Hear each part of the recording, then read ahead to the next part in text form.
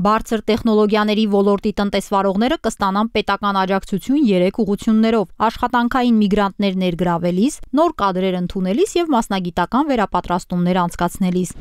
Այս ընթացքում մենք ուրեմն մշակել ենք հարթակ, որը մինչև ապրիլի 21-ը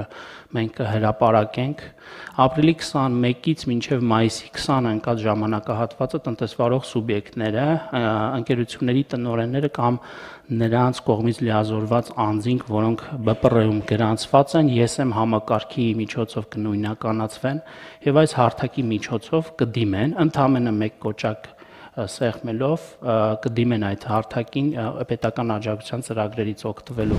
Աշխատանքային միգրանտ ներգրաված տնտեսվարողը կարող է ստանալ այդ աշխատակցի համար հաշվարկված եկամտահարկի 60%-ի չափով աջակցություն մինչև այս տարվա դեկտեմբերի 31-ը։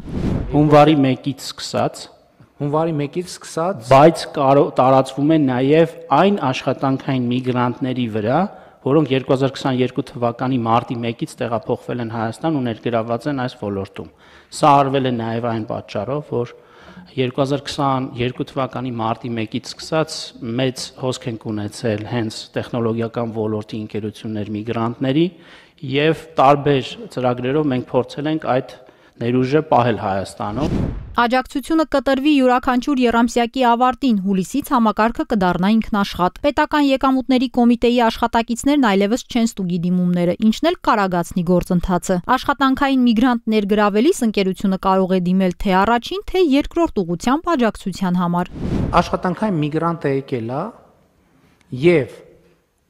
հունվարից աշխատում ամիս 1 միլիոն դրամ աշխատավարձ ստանում։ Իրաց դեպքում էլ է 20% եկամտային հարկը։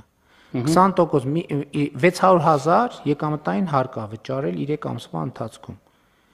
Մենք հիմա եկամտային 600,000 դրամը 360,000 դրամը այս աջակցության առաջին մասով վերադարձնում ենք դիմելու դեպքում։ Շարունակություն չեմ կարող հասկանալ։ Երկու հատ ենք վճարում։ Երկու հատ ենք վճարում, երկու հատ ինչ ենք վճարում։ Եկամտահարկի 60%-ի չափով գումար։ Այսինքն, եթե 600,000 եկամտային հարկ է վճարել, 720,000 դրամ իրան վերադարձնում ենք։ 2026 թվականի հունվարի 1-ից այս կարգավորումը փոխվելու է։ Աջակցությունը տրվելու է ոչ թե միգրանտ ներգրաված ընկերությանը, այլ հենց աշխատակցին, որը չպետք է լինի Հայաստանի Հանրապետության քաղաքացի։ Մխիթար Հայրապետյանը կառավարության անդամներին ներկայացրեց նաև հանրօգուտ մեդիա միջավայր հիմնադրամ ստեղծելու եւ դրա կանոնադրությունը հաստատելու մասին զեկույցը։ Այս նախաձեռնությունը բխում է նրանից, որ դեռևս 2020 թվականին ընդունվեց նոր օրենք ուրեմն տեսալսողական մեդիայի մասին, որը պարտադրում էր արդեն իմպերատիվ կերպով հանրային մուլտիպլեքսով հեռարձակվող հեռուստաալիքներին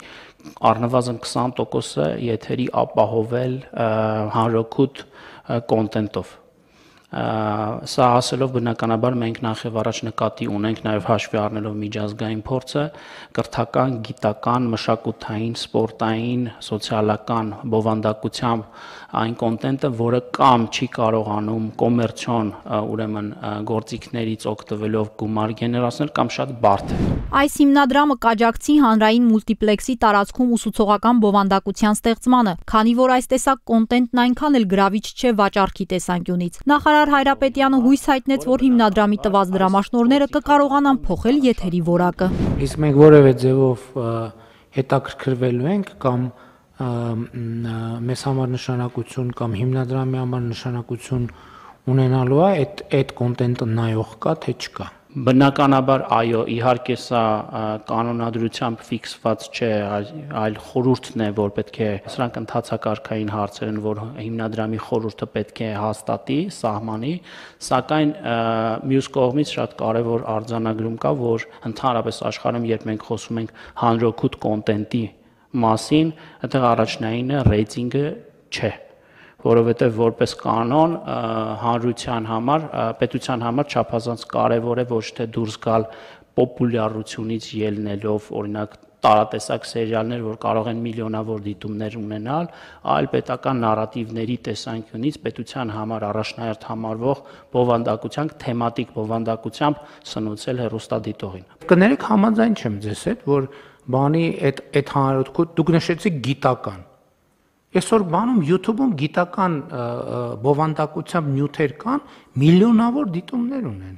Վարչապետը պահանջեց կանոնադրության մեջ ներառել նաև դիտողականության պահանջը, որպիսի հեռուստաընկերությունը պարտավորված լինի ստեղծել լսարանի համար հետաքրքիր ու դիտարժան կոնտենտ։ Հիմնադրամը կազմված կլինի հոգաբարձուների խորհրդից, որի կազմը կհաստատի Նիկոլ Փաշինյանը։ Դրամաշնորհներ կտրվեն թե սեփական արտադրության, թե թարգմանված բովանդակության համար։